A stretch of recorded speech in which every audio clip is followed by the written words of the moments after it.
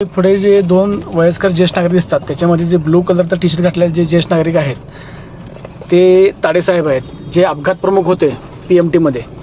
आणि आता आज तारीख आहे 21 ऑगस्ट 2025, सायंकाळचे 5:45 झालेत. आत्ता मला हे आपल्या नवले ब्रिजच्या खाली सहज मी थांबलो होतो, एका कस्टमरला कोटेशन पाठवत होतो व्हॉट्सअपला. तेवढं ते सहज शतपावली करायला निघाले होते. त्यांना बरेच दिवस भेटण्याची इच्छा होती. ते आज योगाकडून भेटले. त्यांना गेलो, उतरलो गाडीतून.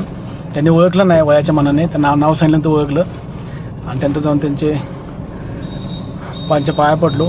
त्यानंतर बोलणं झालं थोडंसं 5 मिनटं. ह्या माणसं सांगण्याचं वैशिष्ट्य असं की ज्या वेळेला मला पुण्यात पहिलं घर घ्यायचं होतं त्यावेळेला या माणसाने मला यांच्याकडं जे सोमनाथ ट्रान्सपोर्ट म्हणून आहे त्याचे 108 गाडीचं काम मला यांनी अगोदर दिलं होतं. त्या गाड्यांचं काम आम्ही संध्याकाळी 11 नंतर पहाटे 4पर्यंत करायचं. कॉर्पोरेशनला, हडपसर डेपोला, निगडी डेपोला. त्यामुळे चांगलं आठवतं आहे त्यावेळेला माझं पेमेंट ह्यांच्या कंपनीमध्ये होतं आणि त्याचा मालक होता रितेश पांड्या. आणि त्यावेळेला मला ह्या ताडेसाहेब आपल्या भागातला आजोळचे असल्यामुळे यांनी मला खूप मदत केली.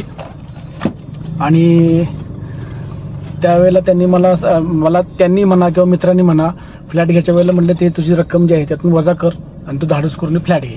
आणि माझी तेवढी ऐपतसुद्धा नव्हती, माझं ते बजेटसुद्धा तेवढं नव्हतं, तरी मी धाडस करून घेतलं. आणि ह्या माणसाचं योगदान यांनी त्यामध्ये 1 लाख 1.5 लाख रुपये मला कमी पण करून दिले. आणि मला त्यावेळेला त्यांनी रोजगार पण उपलब्ध करून दिला आणि माझं त्यावेळेला पहिलं घर झालं. त्यामुळे यांचे माझ्यावरती खूप उपकार आहेत. बाळकृष्ण ताडे असं त्यांचं नाव आहे. हे अपघात प्रमुख होते त्यावेळेला.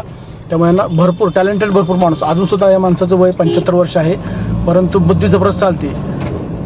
नगरपालिकेमध्ये कोणत्या गाडीवरती, कोणत्या बसेसवरती कोणते केसेस चालू आहेत किंवा काय चालू आहे, त्याच्यातून काय करायचं काय नाही, फक्त ही कन्सल्टन्सी करतात. आतासुद्धा लोक त्यांना फक्त फोनवरून बोलण्यासुद्धा आता त्यांना पगार मिळतो.